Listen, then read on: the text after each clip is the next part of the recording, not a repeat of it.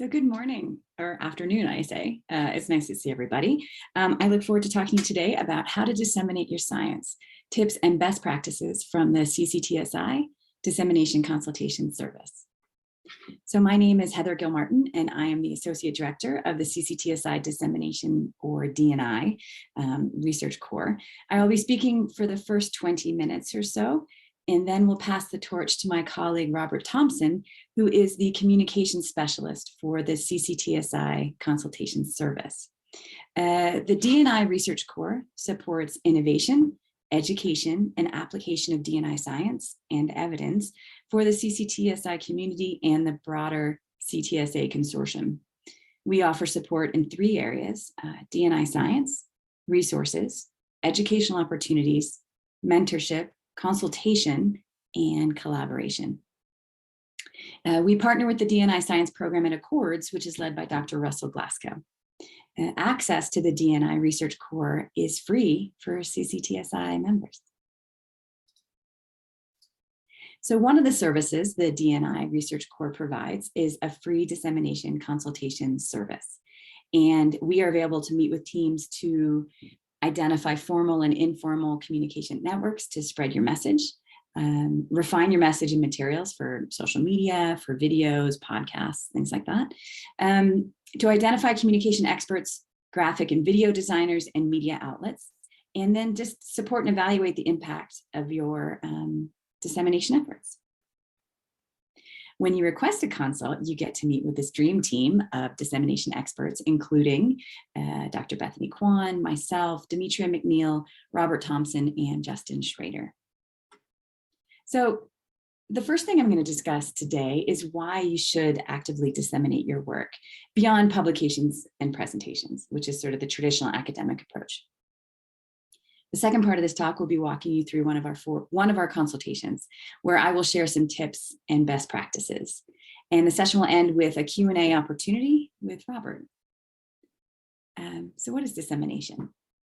Dissemination is an active, tailored process of communication that is meant to spread information widely. In science, the goal is to persuade users, be them our peers, the public, policymakers, or patients, to adopt our science. This is different than implementation, which is when users learn about and start to use an innovation. This is also different than diffusion, which is a passive process by which an innovation is communicated through channels over time. So why do you want to actively disseminate your work? So I'm going to let Aaron Carroll, who some of you may know from his blog, The Incidental Economist, tell you why you should get your work seen, for he does a great job at it. Plus, you'll be watching what is called an explainer video, right? Which is a short animated video that breaks down complex topics into language and visuals that pretty much anyone can understand. So it's about 6 minutes. So let's have a listen to Aaron. From 1856 to 1864, Gregor Mendel conducted his experiments with pea plants. Spoiler, remarkable success, defined genetics. In 1865, he presented his findings at the Natural History Society of Brno. In 1866, he published his findings in an academic journal. Then he went back to work. From 1866 to 1900, his paper was cited 4 times. 4! This was groundbreaking work in genetics, and no one knew anything about it. Mendel did very little to change that, so it wasn't until the 20th century that his contribution was rediscovered, and he was already dead. Publishing a paper is not enough. I'm talking to you, people in science. This episode is totally directed at you. This may seem self-serving coming from me and Healthcare Triage, but we're going to make an argument for more of you to do what we do. Disseminate. That's the topic of this week's Healthcare Triage.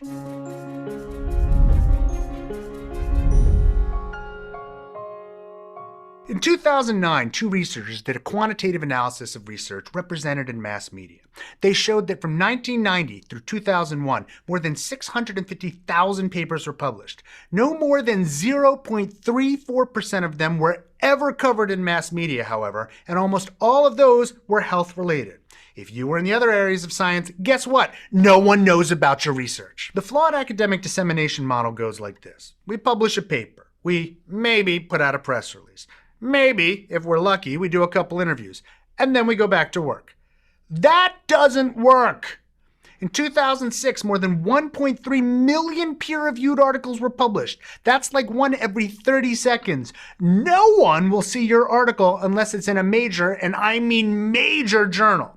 It's massively counterintuitive, or it just happens to be what's going on in the news right now. There's a better way to do it. Who cares when your work is published? You can't change if it's in a major journal. You can't change if it's massively counterintuitive, but you can wait to push it when it's newsy. Wait until your topic of interest is in the news already and your particular contribution makes more sense to do a media push. Or make news yourself. Write an editorial or commentary. Write a viewpoint. Write a perspectives piece. Guess what? Those are what people read in the journals anyway. It's even what most journalists read. You can even write a piece for a lay audience about your work and pitch it yourself to major newspapers and websites. Journalists and others definitely read those. And speaking of journalists, stop being so afraid of them. Unlike many of us introverts in science, they like talking to people. I know, they like talking to experts. You're an expert. Talk to them. Develop relationships with them, even if it's just on background. Be available to them to talk about the work of your field, even if it's not yours. Then, when you have your own work to push, you already have a relationship set up. Will you go further? Commit to writing the occasional column. Come up with whatever schedule you think will work, or even consider blogging. Write about what's important to you more often. Become a voice that people listen to. If doing it yourself is too daunting, you can blog with other people. If that's too daunting, consider contributing to someone else's blog. They're probably looking for good content. They'd be thrilled to take it from you. If blogging isn't for you, try radio. There are shows all over the place that need expert content. Volunteer to appear. You'll be shocked how many people will take you up on it. You know what else works to get the word out? Video, like this. While I've got your attention, let's be honest about the downsides of doing all of this. It's not very likely that you will get a lot of academic credit for it. It's an and, not an or, to your regular work. You might be able to claim it as service in the academic world, but it's not going to qualify as research. The real world moves at a much faster pace than academic journals. You are much more likely to get scooped while preparing for a media outlet than a journal. On the other hand, it is more likely that multiple outlets will take similar work, including one's own blog, so nothing need go to waste. With exposure can come brutality in the form of hate tweets and irate emails. Expect more of this if you stick your neck out. Some people find this to be a minimal irritant and easily ignored. For others, it could be significant, especially considering the tendency for women and minorities in the public eye to attract internet trolls. Additionally, exposure risks irritating colleagues by visibly sticking out positions they might not favor, or by, no doubt inadvertently, overlooking their work. And know this, there's not a lot of money in it. Don't do it for that reason. But the upsides are totally worth it. You're doing research because you think you have something to contribute. I bet you do. If people don't understand what you do or don't understand your field, what's the point of it all? You have skills that not a lot of people have. You have special knowledge too. Share it. I bet you have something to say. I bet you're passionate about that, so do so. If you don't, then it's like the work didn't happen. You got into this game to make the world a better place. Doing the research is necessary, but not sufficient. Mendel cracked genetics, and no one knew about it for decades. That's not only tragic for him, advances and leaps forward were delayed for decades because no one knew. When it comes to disseminating your work, don't be Mendel, be better. Do you like the show? Always helps if you like or subscribe right down. All right, well, thank you, Aaron. So hopefully you feel a bit inspired and want to make your work stand out. So let's dig into the good stuff here. So how do you get your work to stand out? So the first place we recommend is to think about the hierarchy of dissemination tactics that was described by our friends at the Incidental Economist blog. So the foundation of scientific dissemination efforts are your peer-reviewed publications. Ideally, they are open access, but if not, there are other ways to share your message. So Twitter is where most people start, and also, honestly, they stop there when disseminating their work beyond academic publications and presentations. Tweets have low information content, but have the potential for the widest reach. That's how things go viral, right? You can tweet a little information and then include a link to your research paper. But if it's behind a paid firewall and it is written in academic language, few people will read it. Ideally, you tweet a link to an online column you've written, right? This will be longer than a tweet with more information, but still digestible in a few minutes and by a non-expert audience. So this could be in like a university newsletter, right? Or maybe one of your professional society has a newsletter, a blog that you can contribute to. And it can be as simple as a summary of your research in lay language, or even a link just to an infographic. The next level is to publish a summary of the evidence in your area and where your work fits in. So this could be published again on a blog. Podcast is a great place to do this. And I have put a couple options up that relate to healthcare on the slide. Or you could work with formal news outlets such as the New York Times, The Upshot, or The Conversation. They are always looking for material. And don't get me wrong, this can seem overwhelming, but if you work with a team, assign someone to each level to help the whole group disseminate this work. So we have had many consultations over the past 2 years with early stage and established researchers who want to share their news, either because a new paper has come out or they have a newly funded study. So the example I'm going to use is an assistant professor at one of our CCTSI partner sites who just had a new study funded, and I've called her Dr. Luck. So Dr. Luck has a paper in press. She has given a couple conference presentations and now wants to spread the word about her study beyond academics. The specific objectives for her consultation was to learn how to increase her web presence, engage with colleagues and the public on social media, and create visual materials. So the first questions we asked her were, what are your dissemination goals? And who is your audience and stakeholders? For your dissemination approach will change based on the answers to these questions. We base our consultations on the D2V Dissemination Planning Workbook, which is an evidence-based guide that walks you through every step with questions to prompt thinking and discussion between teams. So Dr. Luck wanted to first increase her web presence so she could be found by academic peers, her funders, and soon the patients that she was going to be recruiting. So how do you increase your web presence? You do that by creating and curating online profiles, your online profile. So the personal benefits of creating an online profile for yourself are to distinguish yourself from other scientists and researchers, especially if you share a name that others in the field share, or your name is tricky to spell. To automatically link your professional publications and activities to yourself, to facilitate collaboration among academic researchers, and to make it easier to assess the impact of your work for annual reviews or tenure packet.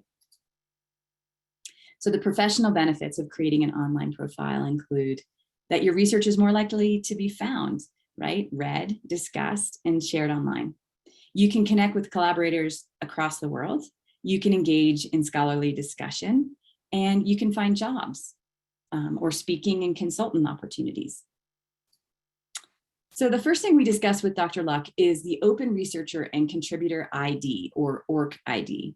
So ORC ID provides a persistent digital identifier that you own and control, and that distinguishes you from every other researcher. You can connect your ID with your professional information, so affiliations, grants, publications, peer review, and more. You can use your ID to share your information with other systems, ensuring you get recognition for all your contributions. And this saves you time and hassle and reduces the risk of error. So I use this mostly when I'm submitting papers to journals to make sure all my information is correct every time. So the next thing we discussed was for her to curate her Colorado Profile webpage. So Colorado Profiles is a free web-based platform hosted by CCTSI, and it is free to CCTSI members.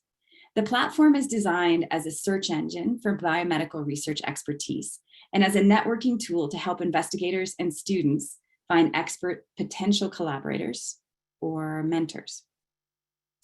You can post your headshot, biography, awards and honors, an overview of your work, and research activities and funding. So this is where we say curate it because you want to keep it up to date. One nice feature is that the platform is connected to PubMed, so it pulls in your publications and altmetric score for each publication. It also shows your CCTSI networks and researchers you've worked with. So the visual I included on the slide is a timeline of publications I have co-authored with other people in profiles, plus the changes in the people I have worked with over time. And there are much fancier ones than just this bar graph. So once you've created your page, we suggested she share her personal link on her email tagline, business cards, or social media bios, so people can go there to learn more about her work. And this is instead of having to have it your own personal webpage. So the third thing we discussed was to create a Google Scholar profile. So Google Scholar provides a simple way to broadly search for scholarly literature beyond what you find in PubMed. So I use this a lot because I actually work in the management world as well. Google Scholar they have a profiles page, and it is a simple way for authors to showcase their academic publications. So you can check who is citing your articles, graph citations over time, and compute several citation metrics. I've included a screenshot of my user profile. Once you click on that, you'll see my work, which can be sorted by title, by year, and number of citations for each publication. The other cool thing is the calculation of a platform-dependent H-index to track impact of your research, which is what I have here on the slide. This is helpful when you ask people to write you letters of recommendation, or if you have to write your own, plus when you're submitting your annual review or tenure packet. Plus, when someone Googles you, such as your peers, journalists, funders, or community partners, or headhunters, data from your Google Scholar profile will pop up.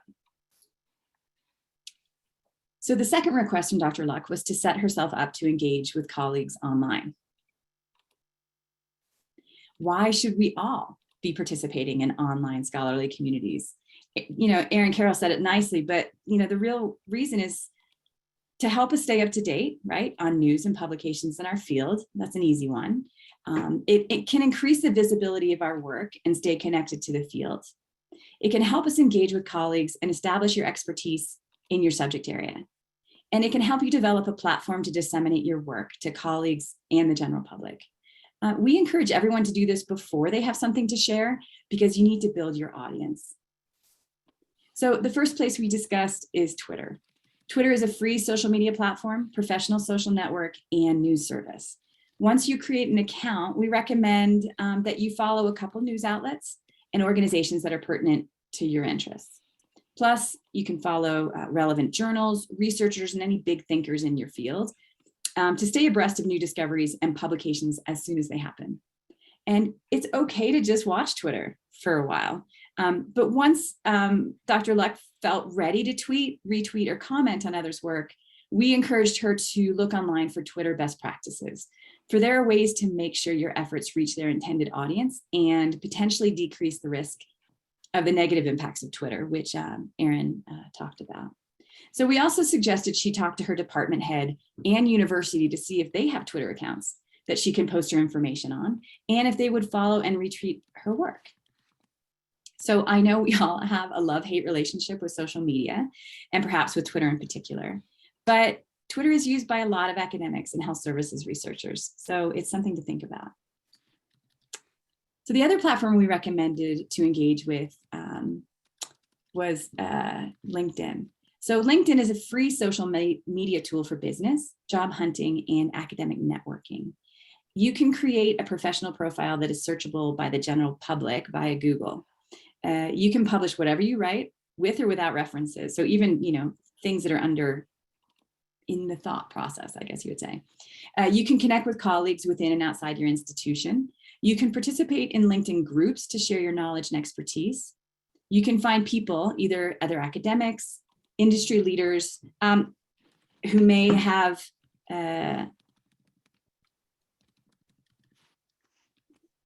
you can find people, either other academics or industry leaders who may be interested in guest lectures or have job openings. We discuss these too, for they are free. There are others out there who, so don't feel you have to limit yourself to these, but free is always a good place to start. So by this time in our consultation, people can feel a bit overwhelmed. We tell them to take on one of these at a time, right? Don't try and do them all in one day. And you don't have to do them all. Ultimately, it depends on your dissemination goals and audience. Okay, so the last request from Dr. Luck was for guidance on how to create visually engaging materials to help her share her work, not just via social media. She was interested in updating stuff on her website, in presentations, and YouTube as well. So this is when we talk about visual abstracts, infographics, and videos. So a visual abstract is a visual summary of the key findings of a study, report, or publication. Like the executive summary section of a report, it conveys the most essential points in shorter format. It does not replace reading the full article. It serves to generate reader interest. A visual abstract can be built in PowerPoint, and there are toolkits that can teach you or a member of your staff to do this without too much effort. They're great to share on social media. Plus, I've seen them used in presentations and as posters. So I recommend going to Dr. Andrew Ibrahim's website, who was the creator of the visual abstract. He publishes an open source primer at his website, A Surgeon's Journey Through Research and Design. So Dr. Luck had some funding and was interested in creating infographics, which present complex scientific information at a level that diverse audiences can understand. So these can boost engagement and provide entry-level education about your work. They also look great on social media, in a newsletter or blog, and might be picked up by news outlets. There are software programs available for her to create these on her own, or we offer to connect her to graphic designers locally or online. That's one of the things we talk about in the consult.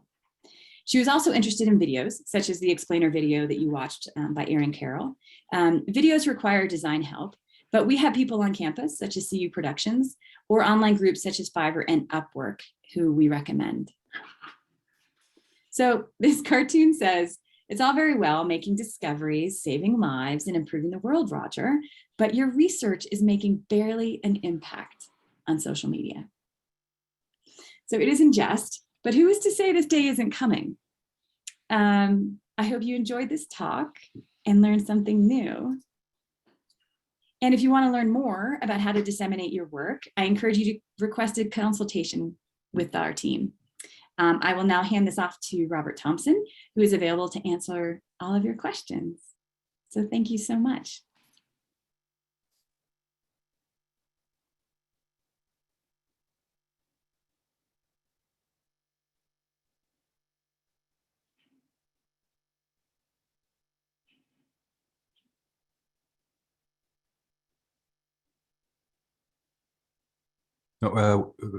Mr. Thompson, you are muted.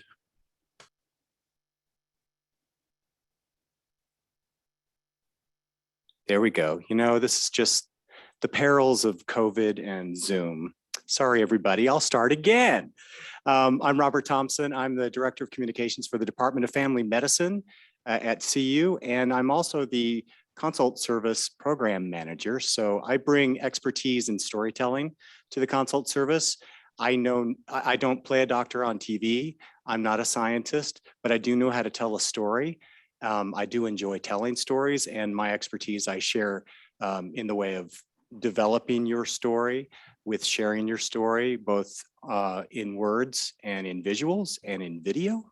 So that's what I bring to the Consult Service. We are just going on being 2 years old on campus. We started sort of just a ragtag group of experts, and I got to tell you, it's taken off quite nicely. We've had quite a few consults, and they're still pouring in. The majority of the consults have been pretty much based in storytelling, developing online profiles, social media, visual abstracts, video production, and the like. I do want you to know that the Consult Service can do a lot more than that. We can help you in the way of starting even before you disseminate and working some communications funding into your grant. We're happy to work with you on that. We're happy to work with you on setting up a framework for dissemination in the very beginning, so that you have a map that you can follow once you publish or once you're ready to share that work.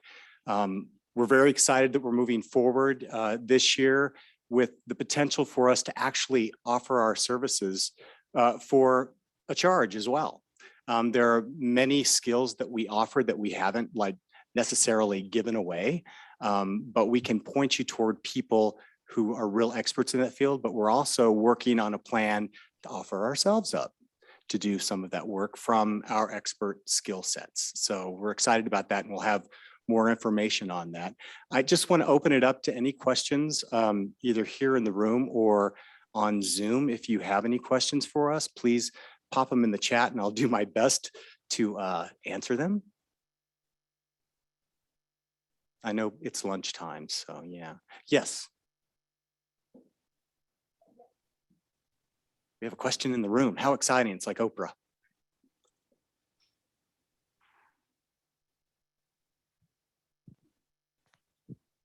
Hi, thank you for that. My name's Harriet Quirtz. I'm actually not, I'm from Australia, so Deakin University, and we have a similar system to what you described. And I'm hoping my question is probably relevant anyway, even though I'm not here, is Sure. that a lot of my research isn't particularly sexy research. It's not, it's sort of maybe exploratory, or we often get requests for, if you have any papers that are going out for the media, this is our media team, invite us to let them know, and they can help work up something that would make it that they could put in the media. And my sort of stuff never gets picked. It just isn't that sort of thing. And I always wonder, is it a case of trying to make your work framed and seen in a way that is interesting in that sort of media way, or just saying that's not where my work sits, and not trying to influence and have an impact there, and work on other metrics that were, you know, described on the screen? Yeah, I don't think you should ever just give up on trying to reach the mass audience, regardless of whether you consider or anyone else considers your work sexy or not.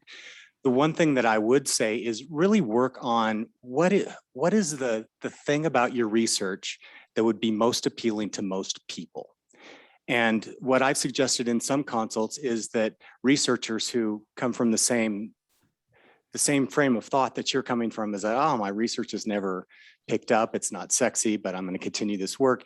Talk to someone, a layperson, or a couple of them. Do your own focus group and say, this is what I do. This is the research I do. This is the field that it's in. What would make it interesting to you?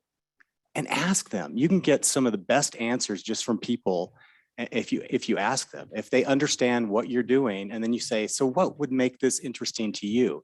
You might pick up a couple good golden nuggets that will help you tell the story better, will help you design visual elements that would draw people in. That's where I would start with that, but never give up on the thought that you can share your work and the impact of your work with mass audiences.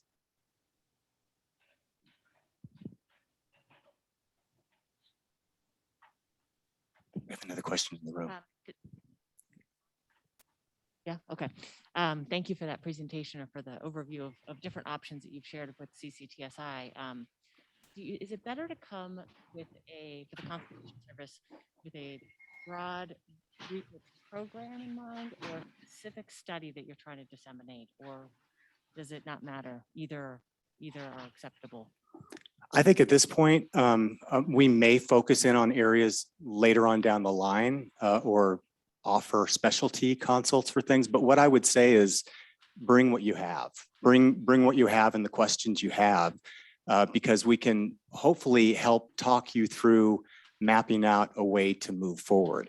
If it's a broad general plan, then we can narrow down areas that you can focus on ahead of time, ahead of the publication or whatever else to focus on in the way of dissemination. If it's after the fact, we can say, okay, let's put together a visual abstract. Let's get your story down. Let's refer you to the conversation, because they're a great outlet that can help you hone your message and get it out to a wider audience. But yeah, I would, at this point, I would bring any and all. And the best thing to do when you request a consult is at least to have the general focus of a question in mind, or questions that you'd like to bring to us, so that we can really help narrow things down for you and get you on the way.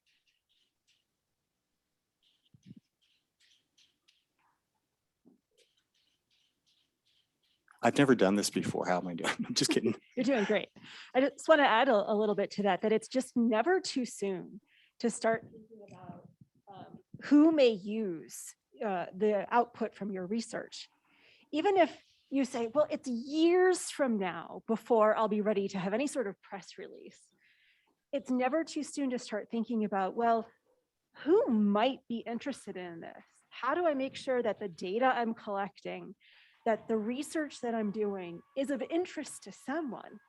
Because if you get to the end of your 5-year R01 and then you go to Robert and say, help me make a message, help me tell a story. And the story is, I know no one cares about this, and this is something completely unfeasible that no one will ever use. But here, let me put together a little explainer video for you.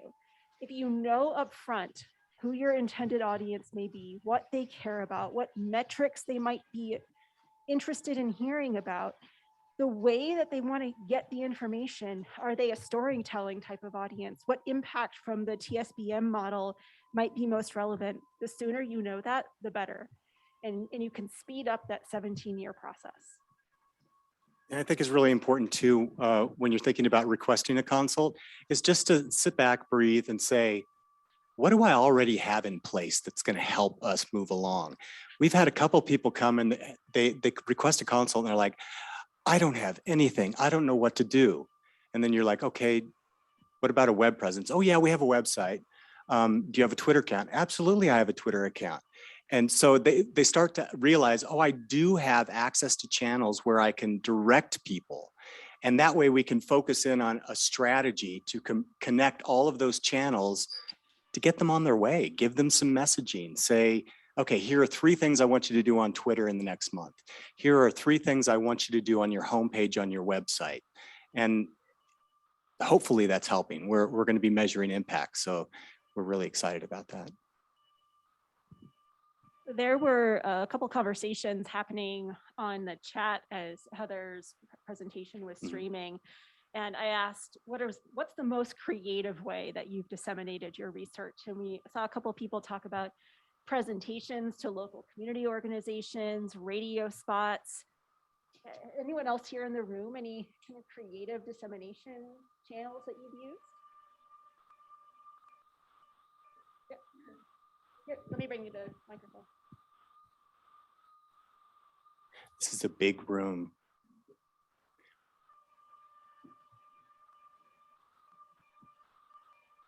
Just related to the kind of more patient or community facing things, I used to do amputation research. And so we would go to amputation support groups that were in different clinics or community centers. And that also opened up a lot of different recruitment resources for us, because the clinicians at those clinics would see kind of what the research we were doing and also the buy-in from the patients themselves when they got excited about it. So that was really helpful for us.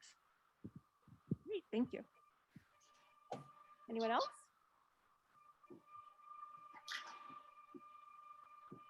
Any questions? And anyone out there? I know people are probably eating at this point, but if you're out there and if you have any questions, I'm happy to watch the chat and do what I can to answer them. Robert, how much does a radio spot cost? It depends. You know, if you want to go in the way of advertising, many radio stations offer packages, because many radio stations now are group owned. So it's not just one radio station. And what you buy actually hits many different stations in a broad range. But I would say that you're looking at an investment anywhere between, depending on the frequency, the size of the radio network, anywhere between $800 and probably $1,500 for a short run for some sort of ads. But many, many, many radio stations, in fact, all radio stations are required by the FCC to have open access public service type of programs. And those kind of programs are always looking, and they're branded as news programs, right? So you're going to have an interviewer you'll work with to come up with an interview that's taped, and it's broadcast over and over again, shared on their social media. All it requires is developing a relationship with the radio station, someone at the radio station who can point you in that direction. Here on the CU campus, on CU Anschutz campus, there are communications experts here, including myself and the CU Anschutz communications team, who can help you connect with those outlets. But, you know, why pay for something when you can get it for free, right? But if it's more of a product type of thing that's going to make an impact, or more of a treatment, I would say that you can do both. You can do both the public service kind of program or news program interview, and an ad as well that points to your research, to the product, to the treatment. And again, it's shared. News media is not just one line. It's now all kinds of social media channels. It's networks.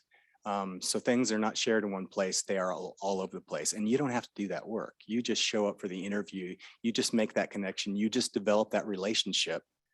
And you get a lot of help with expanding your reach. I get really intimidated. And I think there's no way that I could ever put together the sort of, promotional marketing types of materials to share my research that the big companies can possibly do. It's going to look amateur. How do I get past that? What resources are out there to, number one, help me be okay with maybe not looking as fancy as, the major retailers, but also how do I present myself in the most professional way possible? I don't think you have to worry so much about flashy, slick kind of advertisements and or videos. People over the last few years have gotten quite accustomed to seeing people on TikTok. There's a comment in here about TikTok to reach youth. Absolutely, I would use TikTok to reach the youth with your message. I don't personally have any experience using TikTok, but I know a lot of people who do. So I'd be happy with any questions about TikTok to connect you with those kind of people to answer your questions. There are several different kinds of resources we can point you to in the way of developing your visual brand, your videos, anywhere from an on-campus type of resource like CU Productions, which can do videos from start to finish, animated videos, whatever kind of video you want, to the kinds of resources that Heather outlined in her presentation. Fiverr is one. There is an online community of free resources out there. You can connect with these folks, and you don't have to pay to find them. You will have to pay them for their service, but they're all over the country, all over the world, graphic designers, video production people who, this is what they do for a living. You connect with them through Fiverr or through Upwork. You develop a relationship with them, talking about what you want, and you can actually get something really professional and very good looking and shareable for a fraction of the cost of maybe going down to your local video production house or even a campus-based type of production house. But the resources are out there, and we can help point you toward them to put your best foot forward, right? You don't want to just put the iPhone up in front of you and talk about your research and throw that up. You want something to go with that. I'm not saying that you can't use your iPhone, because the iPhones are great now with video, but you want to be able to include things in that video and not just your face, right? You want to include visuals, you want to include graphics, you want to include video clips in those if you can, to help expand and develop your message and get people really interested. And you want a call to action in whatever you do. You don't want to just say, I've done this work and it's great. You want a call to action. You want to say, you've heard my story. This is why it's important. I want you to go here to learn more. I want you to go here to get involved. I want you to go here to take advantage of the work that I've done.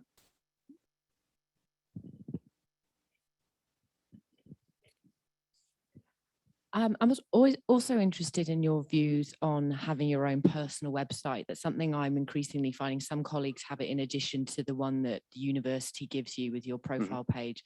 And I, from my understanding, is it so you can control the narrative a bit more, and things like the videos you described. In my particular university, we wouldn't be able to add them to our profiles. It's kind of like there's a fixed format of publications, grants.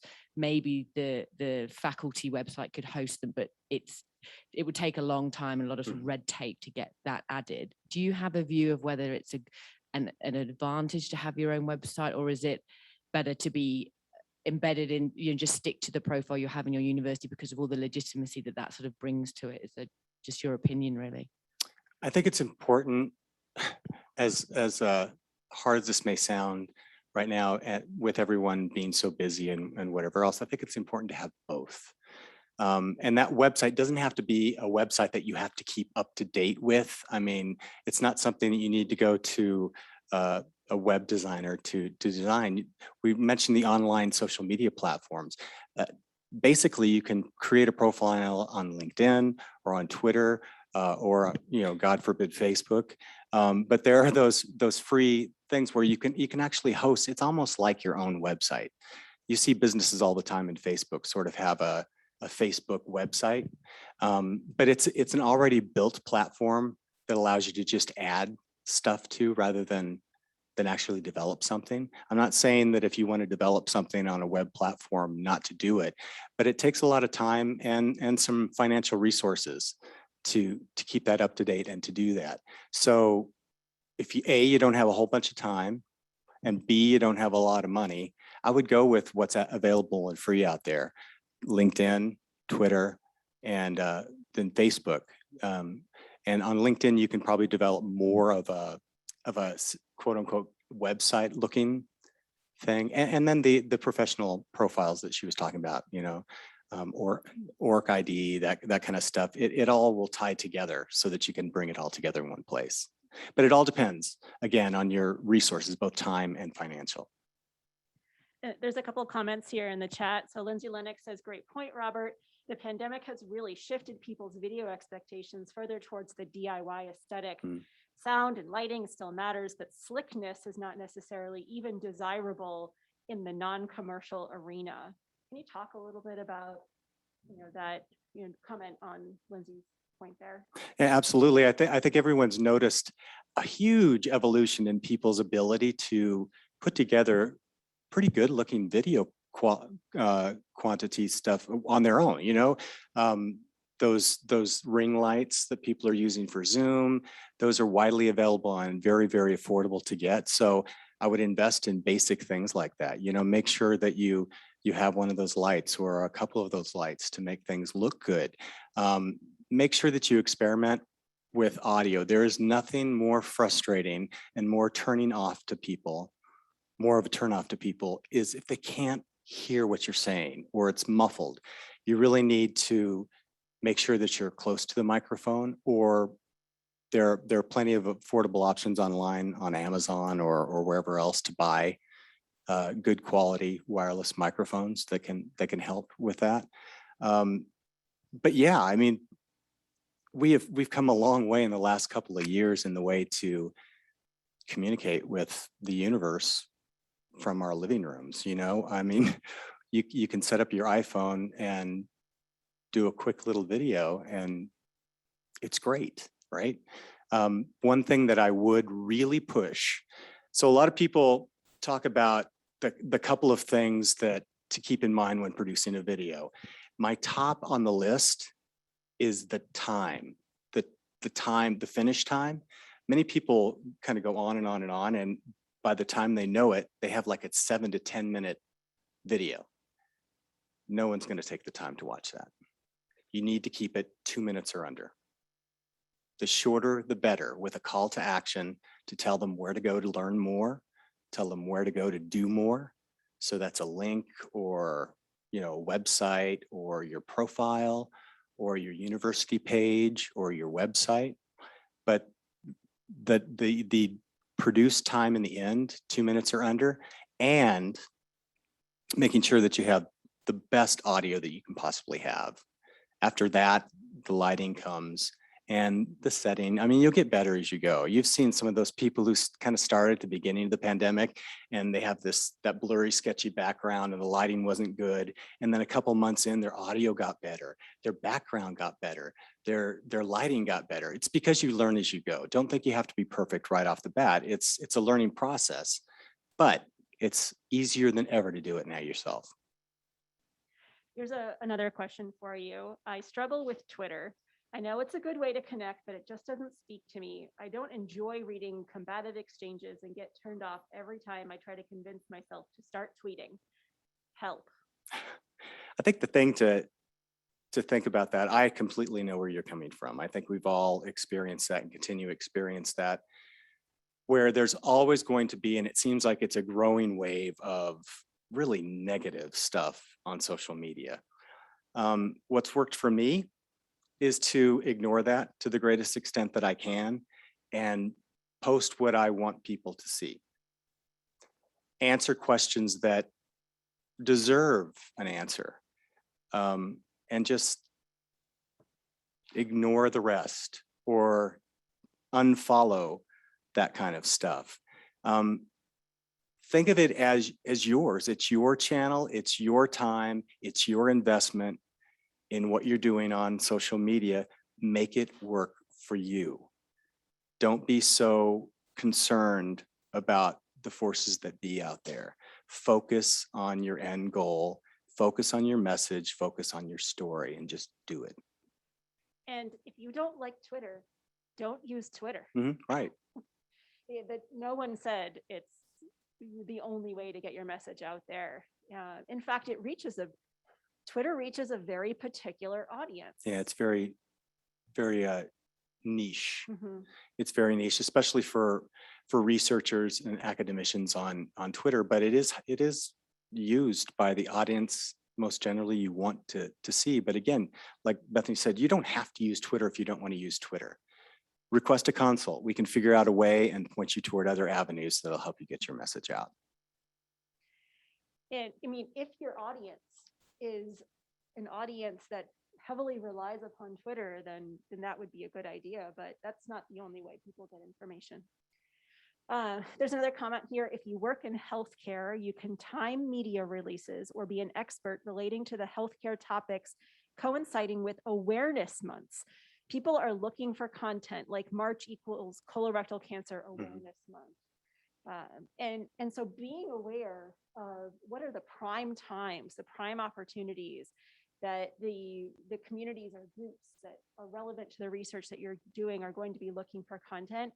And then that active dissemination process means you take some action at the appropriate time. So much of communication is about timing. I mean, you could tweet all day long, but if it's just at 2 a.m.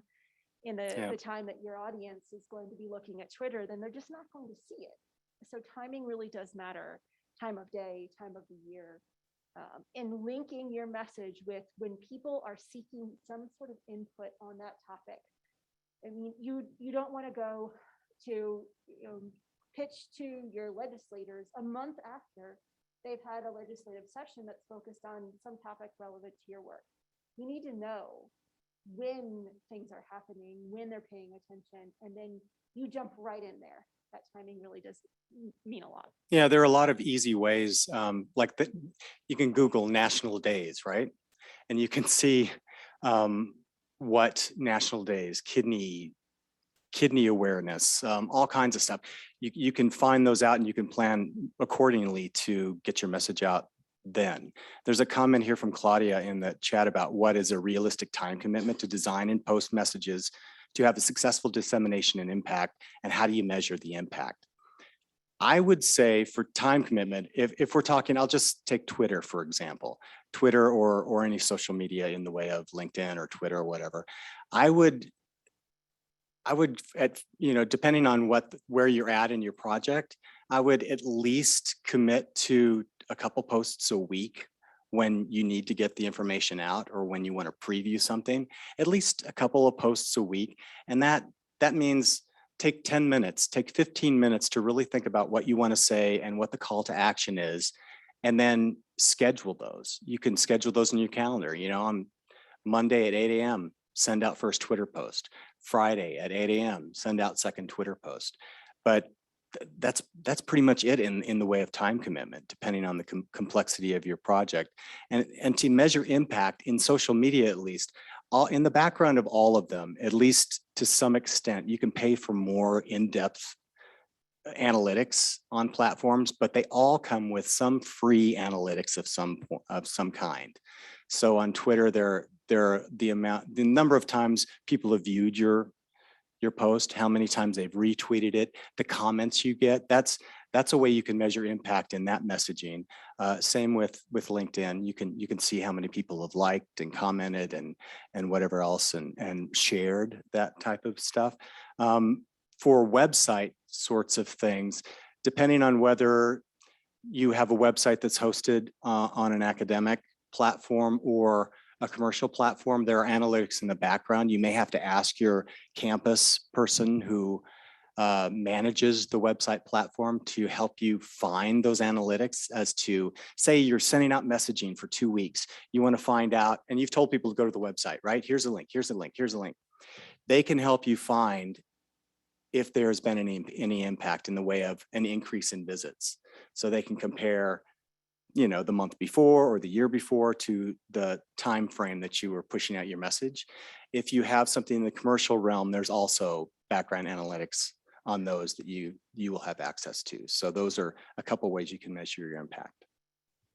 Well, thank you so much, Robert. We really appreciate you being here today. If you are a CCTSI member, someone who's at the Anschutz campus or any of our affiliate institutions, you are welcome to request a free consult. Just go to our website, you can Google CCTSI DNI and find us that way. Mhm. Our dissemination planning workbook is available for free online to anyone, even Australians. And this session will be archived and placed on the CopperCon website if you want to go back and watch it over and over and over again. So thank you so much. We have about a 10-minute break and then we'll come back for our plenary. Thanks, everybody. This is fun.